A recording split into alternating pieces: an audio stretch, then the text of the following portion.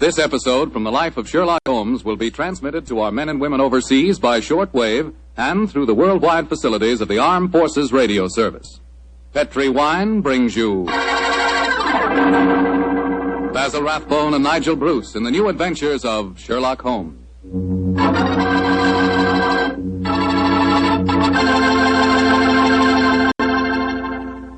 The Petri family, the family that took time to bring you good wine, invite you to listen to Dr. Watson tell about another exciting adventure he shared with that master detective, his old friend Sherlock Holmes. And say, I want to tell you about a little present I've got for you. A present, and it's free. It's a swell recipe calendar printed in full color, and it's good for 2 years, 1945 and 46. But best of all, this calendar not only gives you the dates, it gives you loads of swell recipes and ideas for cooking with Petri wine. Want to know how to make spare ribs that are out of this world? You want to learn a new way to fix liver and onions? A swell way to make soup more delicious than ever? It's a cinch with this calendar handy in your kitchen to tell you how. In fact, this calendar tells you all you ought to know about wine. And remember, it's free. Just write to Petri Wine, P-E-T-R-I, Petri Wine, San Francisco 26, California. Petri Wine, San Francisco 26, California. We'll send you your swell recipe calendar immediately.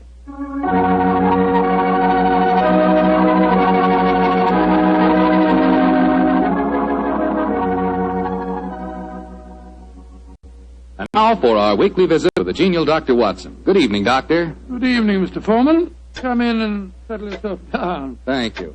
You're looking particularly comfortable tonight, Doctor. Feet up on the sofa and the puppies asleep on your lap. Yes, my boy. The three of us went for a long walk on the beach this afternoon. And Monty and Winnie had a running battle with the seagulls. In consequence, they've been fast asleep ever since we got home. Oh, I hope you're not too tired, Doctor. I'm counting on a new Sherlock Holmes story, you know. No. I'm all ready for you, Mr. Foreman. In fact, I was going through my notes on the case just before you arrived. Well, last week you told us it concerned a strange society who held their meetings in an underground vault of a furniture warehouse. Yeah, that's right, my boy. Now, down, Winnie. Get down, Monty. No. Down. The story really began one stormy November night in 1887. I was married at the time and living away from Baker Street. On this night in question, my wife had already gone to bed, and I was nodding in front of the fire over one of Clark Russell's fine sea stories. I'd had a very tiring day, I remember. It was about the hour that a man gives his first yawn and glances at the clock, when suddenly my front doorbell jangled discordantly. Our servant Edna had gone up to bed, so I crossed to the window and opened it. It was very dark, but I could just see the outline of a figure standing on my doorstep. It looked like a woman. Suddenly, a cultivated voice called up to me. Is the doctor in? Yes, madam. I'm the doctor. Then please come at once. It's a matter of life and death. I have a carriage waiting. Gracious me. All right. I'll be down immediately. I closed the window, scribbled a note to my wife, grabbed my coat and hat and my bag, and a few minutes later I stepped out of the front door and closed it behind me. The carriage was standing at the curb, but I couldn't see any trace of the lady who'd called me. The only person in sight was an old and repulsive-looking bigger woman, dressed in rags and tatters. After a moment of bewilderment, I spoke. My good woman, did you see a lady leave here a moment ago? No, doctor, she didn't leave. She's still waiting for you. Forgive me, madam, but clothes of yours, I thought you were a beggar woman. There isn't any time to discuss that now. Please get in this carriage. But where's the driver? I'm going to drive. Please get in. Very well. It's only business. Are you sure that you can handle those horses, madam? Of course I can. You should tell me the way you're driving, ma'am. Please don't ask me any more questions, doctor. You'll find out soon enough.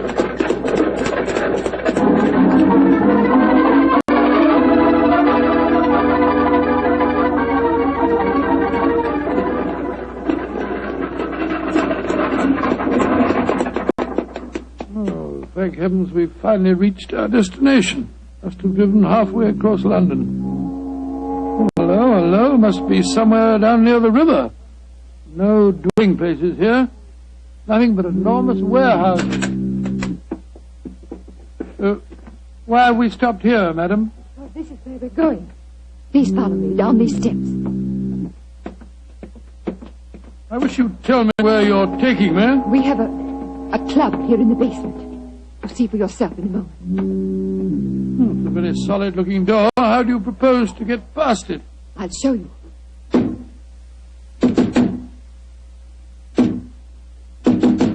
Good Lord, it must be a very secret club of yours, madam. It is, Doctor. Who knocks? Number 7. Give the password. To the lanterns. You may enter.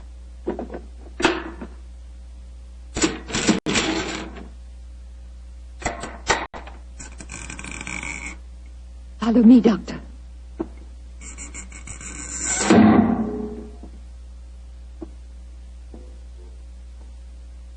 Madam, I do wish you'd tell me where you're taking me. This looks like the entrance to an opium den or a thieves' kitchen. Don't worry, Doctor. You're in no danger.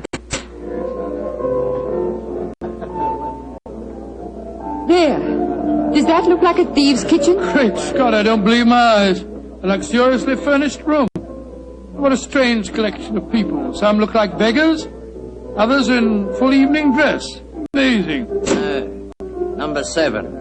Who is this man? He's a doctor. I went to fetch him. I thought I said there were to be no strangers inside. Now look here, my good man. I've been extremely patient, but my temper's beginning to wear a little thin. Either let me see your patient at once or show me out. My time's valuable and I don't propose to waste it. I'm sorry, Doctor. Where is Julian? He's in the back room. And if you know what's good for you, Doctor, whatever you call yourself, you'll forget everything you see in here. Stop threatening me, sir. I'm not in the least interested in your blasted club. Just take me to the patient.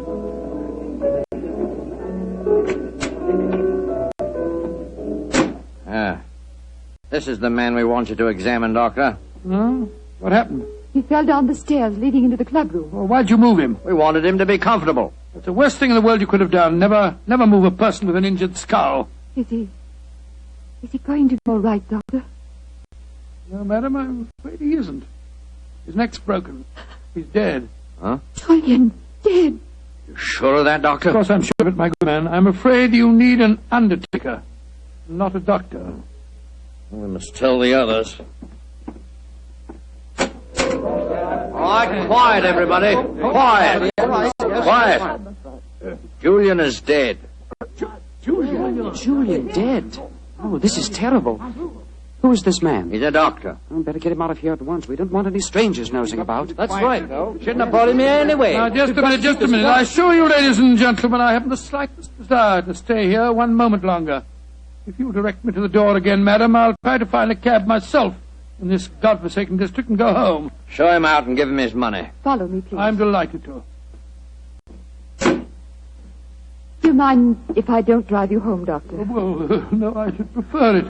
My nerves aren't in the best of shape. You mustn't be angry with me, Doctor, please. Leaving again, number 7. No, but this gentleman is. Will you see if you can find a cab for him? Right.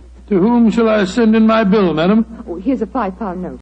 That should cover your time and trouble, shouldn't it? No, it's far too much, madam. No, Doctor, it's late at night and it hasn't been a very pleasant case for you. Please take it. Oh, it's very kind of you, very generous indeed. But by the way, how did you happen to come to me in the first place? I was driving about looking for a doctor and a policeman directed me to your house. Oh, I see. I have found a cab for you. Thank you, my man, thank you. Oh, Doctor, may I come round in the morning for a death certificate? Of course. You remember my address? Yes, but I don't know your name. Watson. Dr. Watson. Dr. Watson? Not the Dr. Watson who's associated with Sherlock Holmes. Right, madam, I'm flattered that you know of me. Good night, Doctor. And please forget about everything you've seen here tonight.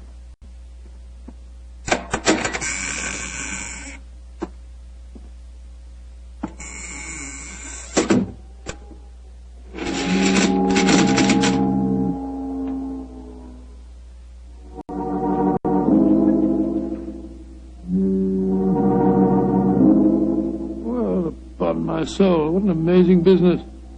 Holmes will be interested to hear about this.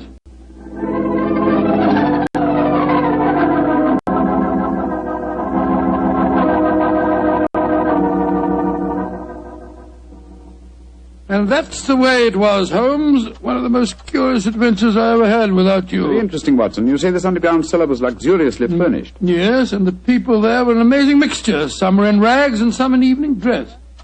Huh, like the nursery rhyme, eh? Some in rags and some in tags and some in velvet gowns. Exactly. You had the feeling that I was taking part in a story out of the Arabian Nights. I must say, though, I was pretty angry at the time. However, after a good night's rest, I feel quite differently this morning. I thought I'd just drop round and tell you all about it. I'm glad you did, my dear fellow. It would be interesting to see if any repercussions of your strange adventure reach us. Oh, I doubt it. The woman seemed frightened to death when I mentioned your name. We shall see. Meanwhile, I'm expecting a client. You're not too busy. Perhaps you can stay. No, I'd like to very much. Who is it, you know? This telegram will tell you much more than I can. Arrived an hour ago. Let's have a look. Be at your lodgings this morning to discuss our problem. Signed AMS.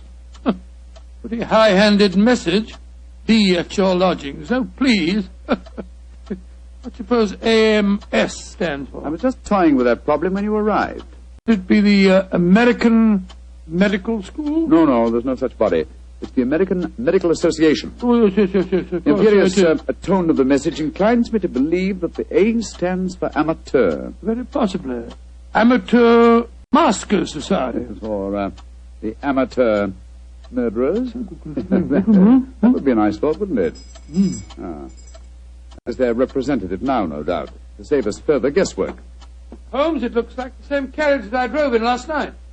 The girl standing on your doorstep dressed in the height of fashion. Mrs. Hudson's letting her in. Splendid. It seems that we have not heard the end of your adventure. Go and meet the lady at the top of the stairs, will you, old chap, and save Mrs. Hudson's legs. Right you are, Holmes. Thank you, Mrs. Hudson, thank you. All right, come in, madam. Want to come in? Thank you, Dr. Watson. Mr. Sherlock Holmes. At your service, madam. Won't you sit down? I'm Lady Dorothy Brownlee. It's your voice. You're the lady who fetched me last night, dressed up as a beggar woman. Yes, I am, Dr. Watson. Forgive me for being so mysterious at the time. Doubtless you have come to consult me regarding last night's unfortunate accident at the Amateur Mendicant Society. How did you know what the initials stood for, Mr. Holmes? Well, after hearing Dr. Watson's story of last night's happenings, the connotation seemed obvious. Am I right? Perfectly. Last night when Dr. Watson told us Julian was dead, we thought it was an accident. And now you think it is murder, eh? Lady Brownlee, if you expect my help, there must be no more mystery. Just what is this Amateur Mendicant Society? Well, I'm afraid it'll be a little hard for you to understand our motives. We're a group of people, rather wealthy people, I suppose, who find pleasure in deliberately leading a seamy life disguised as beggars. We use the basement that you were in last night, Doctor, as our headquarters. We keep our beggars clothed there and change out of them before we go home. Oh, what a fantastic idea. What a futile, worthless way of spending your leisure time, Lady Brownlee. I suppose it must seem so, Mr. Holmes. But we're curious to learn how the other half lives. And of course, there's a certain thrill in rubbing shoulders with the police. At least we do some good. Indeed. I should be interested to learn how. All the money we make as beggars we give to charity. Oh, do you really? And you feel that this gesture on your part absolves you from any responsibility to the real beggars whose livelihood you're impairing? I hadn't thought of it just like that. No. Then I suppose you won't want to help us. Oh, that's quite another matter, madam. As a professional detective, I cannot afford to be a moralist. Yes, I will investigate this case for you, though I warn you my fee will be an extremely high one. Money isn't important, Mr. Holmes, as long as we can solve Julian's death without bringing the police into the case. Lady Brownlee, who is the dead man? The man you refer to as Julian? Julian Trevor, the poet. He was the one who started our society. Yes, I think I've read some of his work. Decadent. Distinctly decadent. Well, what makes you think that he was murdered, Lady Brownlee? Well, after you left last night, Dr. Watson, there was a terrible scene. You remember Sidney Holt? Oh, was he the big fellow who was so unpleasant to him? Yes, that's the one. Oh, do I remember him? He said that he saw Lord Cecil deliberately trip Julian as he came to the head of the staircase. Oh, Lord Cecil being... Lord Cecil Dyrenforth, son of the Earl of Mersham. Oh, yes. There was a bitter argument. Cecil accused Sidney of doing the same thing. Then they had a dreadful fight. It ended up with Cecil threatening to go to the police. So that's when we decided to send a telegram to you, Mr. Holmes. Oh, yes, I see. So the proof of murder depends on such flimsy evidence as to whether the dead man fell or, well, should we say, was pushed? what it seems like. Mr. Holmes, even though you don't approve, please help us, won't you? Yes, Lady Brownlee, I will. Will you come back with me now to our headquarters? I shall join you within the hour. In the meantime, my old friend Dr. Watson can go with you. But Holmes, what can I do without you? You know my methods, old chap. Act accordingly. Oh? Very well, Mr. Holmes.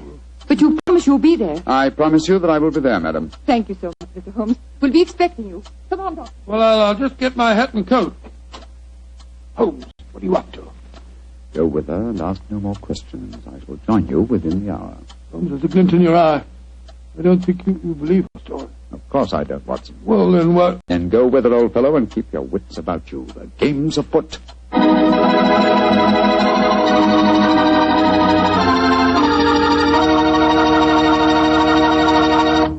The story of the Amateur Mendicant Society will continue in just a few seconds.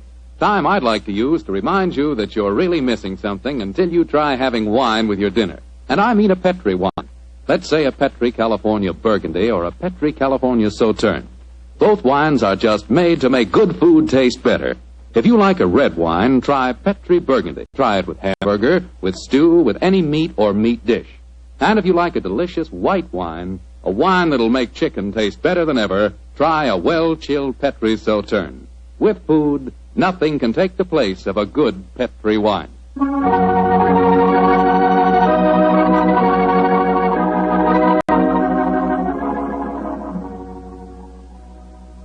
And now back to tonight's new Sherlock Holmes adventure. The Amateur Mendicant Society, a group of wealthy eccentrics who pose as beggars, have come to Sherlock Holmes and Dr. Watson with a problem. One of their members has apparently been murdered, and the famous pair have been asked to investigate the killing. As we rejoin our story, Dr. Watson, still awaiting the arrival of the great detective, is cross-questioning three of the members at the headquarters of this unusual society. I'm afraid that I don't find your story very convincing. Oh, don't you now? Well, then suppose you stop asking questions until Sherlock Holmes gets here.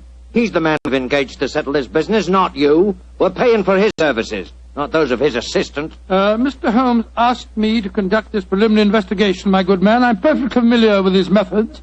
So keep a civil tongue in your head if you want us to continue with this case. Well, I'm not answering any more questions till he gets here. Insufferable fellow. Lord Cecil, you say that you saw Holt deliberately trip the dead man as he came down the stairs last night. Yes, I did. Well, where were you standing, sir? At the head of the staircase.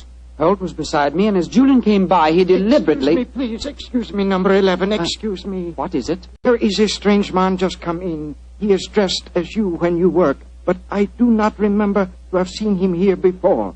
He speaks very rough. Did he give the correct signal? Yes, and the password. He must be a new member. I suppose we better see him. Bring him in. Oh, bad time for him to come here, confound it. This way, please. Tommy, what a nice place you got here. Yeah, quite a nice place. You do yourselves proud, don't you? Who are you, and how did you get in here? I'll give the signal and the password just like Julian told me to. Are you a friend of Julian? Of course I am. You're coming to meet him here today. Who are you, really? Are we all friends here? Yes, you can talk freely. And permit me to introduce myself. I am Don Luis Jose Fernando de las Torres at your service. Why? Why do you want to join us? When Julian tell me about it, it tickled my, my funny bone. It is a so charming idea to see those of mendicancy. I suppose he's all right. Of course I'm all right. Now, where is Julian, please? He will vouch for me. He's in the other room. He had an accident. An accident? Not a bad one, I hope? A very bad one. Dr. Watson, you better take him in there and break the news to him. Very well. Follow me, sir. This is terrible. Please, tell me what happened, Doctor. I'm afraid you must prepare yourself for a shock, sir. Your friend is dead.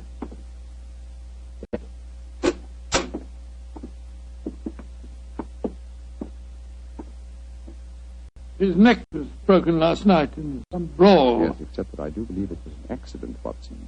Holmes! Quiet, old chap, quiet. But not quietly enough, Mr. Sherlock Holmes. Come on, come back to the others and let all take a look at you. Come on, get moving, both of you. This isn't a pop gun in my hands. Sorry, Holmes, I gave the whole thing away. That's all right, old chap. Oh, Cecil, Dorothy, come here.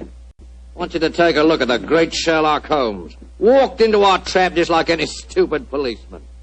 I know why you had to dress up to do it, though, Mr. Holmes. We were waiting for you here anyway, you know. Oh, I was well aware of that, Mr. Holt.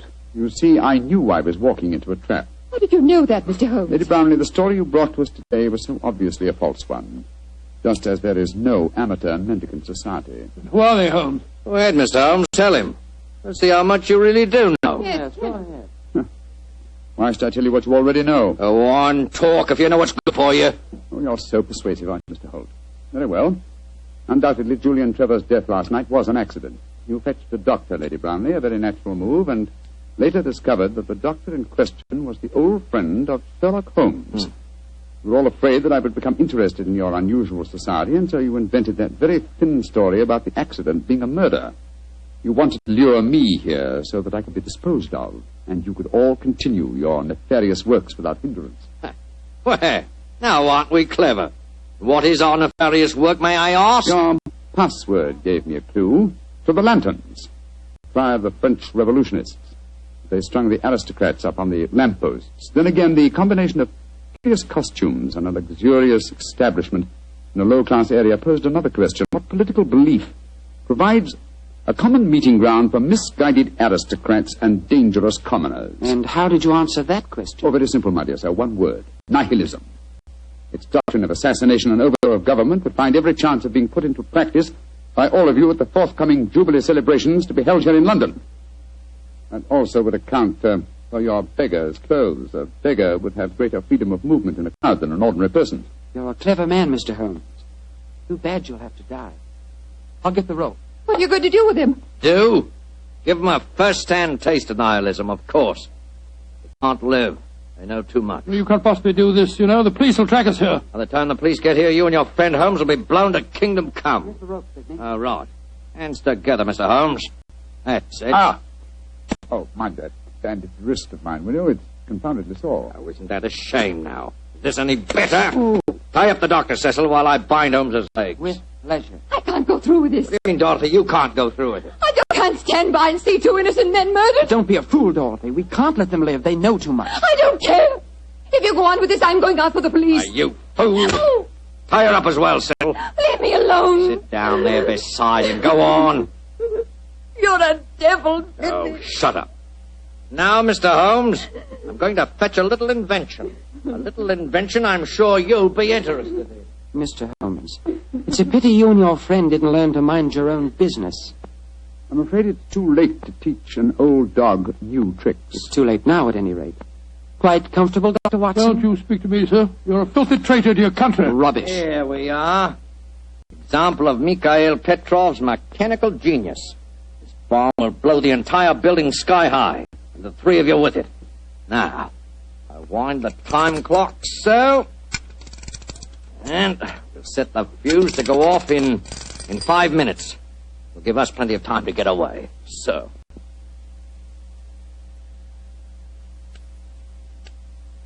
Come on, Sidney, let's get out of here. Right. Charming picture. Three of you bound hand and foot sitting beside each other on the sofa. Well, ta-da, Dorothy. Think of our cause during the 5 minutes. And as for you, Mr. Holmes, and your friend, good riddance to bad rubbish.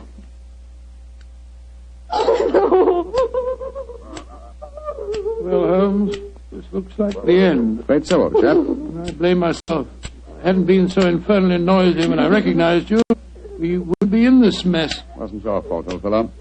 I think they suspected me anyway. Well, I must say it seemed to me that you told them a great deal more than was necessary about your suspicions. Surely you could have pretended ignorance. Oh, I suppose I could have done. I can't die yet. I'm not ready to Courage, die. Lady Brownlee, courage. And by the way, was I right in assuming that your associates are nihilists? Of course they are.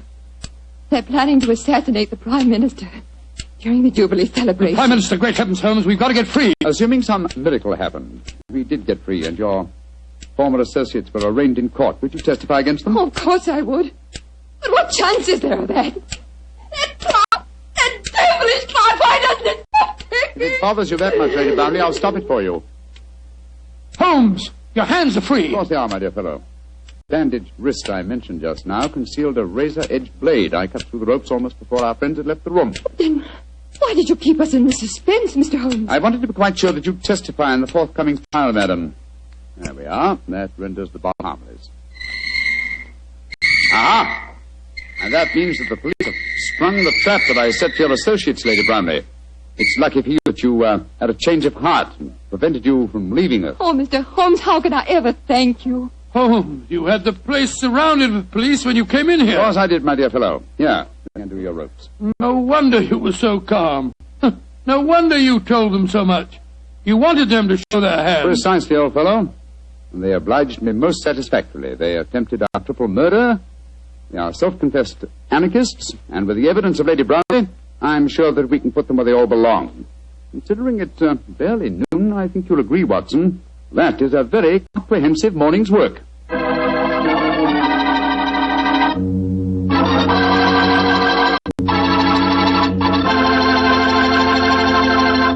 Doctor, tell the truth. Were you scared waiting for that time bomb to go off? Scared, my boy? I was so scared that to this day I can't stand being in the same room with a loud ticking clock. Each tick of the clock seems to speak to me. Seems to say, tick-tock, this is the end. Tick-tock, this is the end. Did the clock ever speak to you like that? Well, yes, Doctor. How did you know? What's the clock say to you? Tick-tock. Petri took time to bring you good wine. Petri took time to bring you good wine. Gracious me, Mr. Foreman. You listen to your clock and I'll listen to mine. Gosh, Doctor, can I help it if I like to hear about Petri wine? After all, that Petri family really knows how to make good wine. And it's no wonder. They've been making wine ever since they started the Petri business generations ago, way back in the 1800s. And because the making of Petri wine is a family affair, well, they've been able to hand on down from father to son, the skill and experience of each preceding generation. So naturally, when it comes to turning luscious, sun-ripened grapes into fragrant, delicious wine, well, you just can't beat the Petri family, because Petri took time to bring you good wine. And say, don't forget to take time to send for your Petri recipe calendar. It's free. Just write to Petri Wine, Petri, Petri Wine, San Francisco 26, California. San Francisco 26, California. This offer is intended to apply only in those states and other localities where its acceptance is permissible by law and regulation. And now, Dr. Watson, what adventure are you planning to tell us next week? Well, next week, Mr. Foreman, I'm going to tell you a story of old Vienna. The Vienna of sparkling lights, beautiful women, and lilting music. And of an extraordinary murder that takes place to the accompaniment of a Mozart sonata.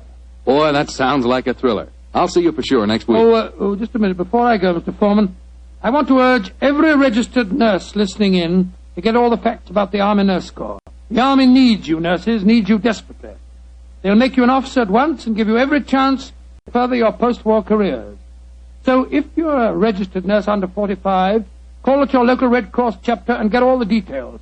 Or wire collect to the Surgeon General, U.S. Army, Washington, D.C. And if you can't qualify for the Nurses Corps, see if you can't get into essential civilian nursing so that you can release a nurse who does qualify. But do something about it first thing tomorrow, won't you?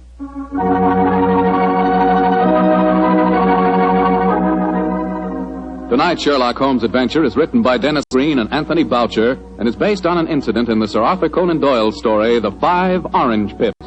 Mr. Rathbone appears through the courtesy of Metro-Goldwyn-Mayer and Mr. Bruce through the courtesy of Universal Pictures, where they are now starring in the Sherlock Holmes series.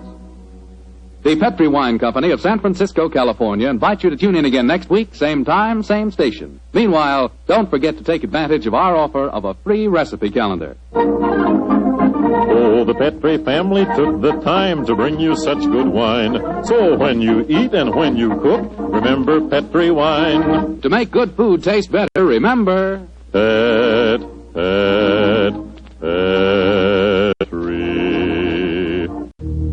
wine. This is Bill Foreman saying goodnight for the Petri family. Sherlock Holmes comes to you from our Hollywood studios. This is the Mutual Broadcasting System.